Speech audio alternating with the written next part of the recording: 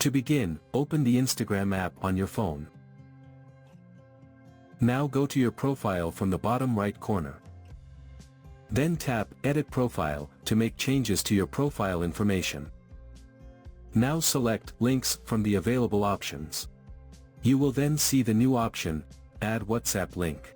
If it's not visible, make sure your Instagram app is updated. Now tap on it. Enter your WhatsApp number. Then tap Done to save the changes. Your WhatsApp link will be added to your profile. Now, return to your profile to see the update. From now on, when your friends visit your profile, and tap on More, they will see the WhatsApp option. Tapping it will take them directly to your WhatsApp to send you a message.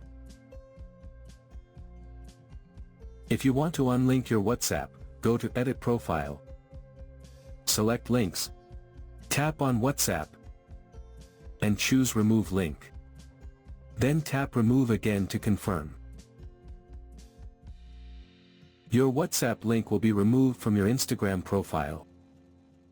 So that's how you can add WhatsApp link on your Instagram profile.